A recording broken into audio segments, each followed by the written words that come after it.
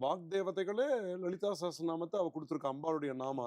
எடுத்தவொடனே ஸ்ரீமாதான்னு சொல்றா. ஸ்ரீமாதான்னு சொல்லிட்டு அடுத்த வார்த்தை பாத்தீங்கன்னா ஸ்ரீ மகாராஜ்ஞின்னு பேர். ராஜ்ஞின்னா ராணி.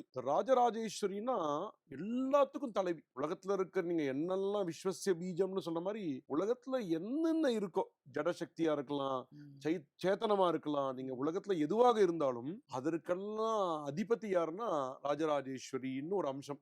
அதனாலதான் அம்பாள் பாத்தீங்கன்னா அந்த ஒரு உட்கார்ந்து இருக்க சிம்மாசனமே பாத்தீங்கன்னா நீங்க ரொம்ப வித்தியாசமா இருக்கும். பொதுவா நம்ம 4 கால் இருக்கும், நம்மளுடைய இதுல 4 கால் இருக்கும் பொதுவா ஒரு சேர்ல. அங்க பாத்தீங்கன்னா அதுலயும் 4 கால் இருக்கு.